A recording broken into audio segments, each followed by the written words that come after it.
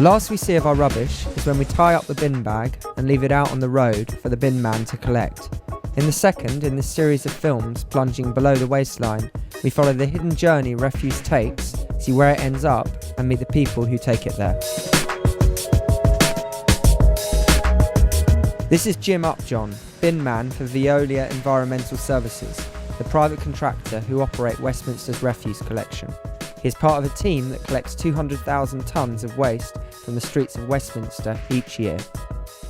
I've been a dustman since 1971, which will be 40 years in August. I'm normally up at 3:30 in the morning to be at work for 5. I literally work 7 days a week. This year I even work Christmas Day. I work Christmas Eve, Christmas Day, Boxing Day, I worked it all. It's not fun like when you've got family. You know, you haven't seen them all day, and sometimes you don't see them for days on end where you're so tired. While Jim and his crew work long, unsociable hours, they don't always feel appreciated. I've got my hazard warning lights on, I've got my beacons going like the clappers. People are impatient, they want to get past. Sometimes it's frustrating. You're just trying to do your job. Well, that's right.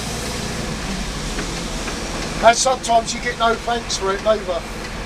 Despite the stresses and strains of Jim's day out on the streets of Westminster, there are some perks. About 7 years ago, one of our crews found a bag, a satchel full of Dutch money with passports and everything, travellers' checks. And what he done was he took the telephone out of the woman's bag, right? Went and said, oh, you've left this bag. And all they got in as a reward was £25. How much money do you think might have been in there? If you put it this way, I wouldn't have handed it in myself. Sometimes M&S leave food on the top, where out-of-date food. Could be yoghurt, cheese, meat, any kind of food. Flowers. And sometimes is it good? If it's not too out-of-date, we take it home. It's one of the little perks we get. The coalition government's cuts mean that some councils are switching from weekly refuse collections to fortnightly collections. But residents are not the only ones affected. Less pickups mean less work for Britain's bin men. They've taken a couple of vehicles off. We've got some guys now who, with the cuts, have had to retire them. Back in the old days, we was on strike for 6 weeks, where the winter of discontent. Now, there was so much rubbish on the streets, the government lost their power, and it took months to clear up. Now, the fire brigade were coming down, hosing every other day because of the stench. And to tell the truth, I hope it don't ever get like that again. While there have been some grim forecasts about coalition cuts sparking another winter of discontent, Jim insists that times have changed since 1978. The unions are basically non-existent now. They haven't got the power like the old days. In the old days, to become a dustman, it was always like father, son, grandson, family, friends. It was the only way you could ever get on this job.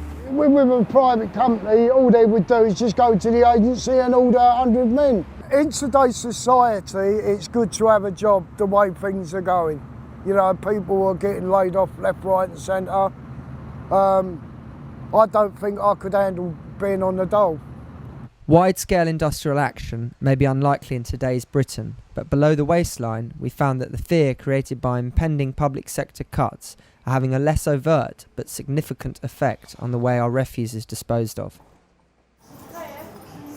We've had a report to pick up a contaminated glass bin. 2. What's the matter with these bins, Jim? Yeah. What's wrong with these, Jim? Nothing. Why did they report them contaminated? It's the recycling crew. Right. Mind your ear on.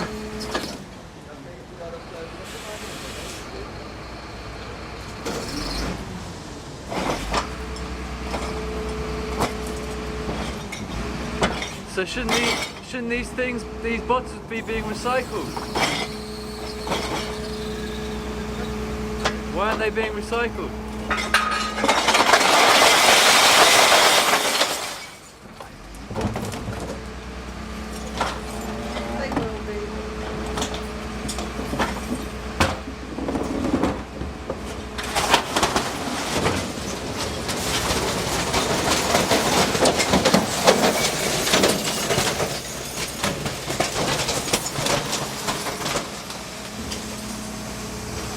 Now, to me, that was a waste.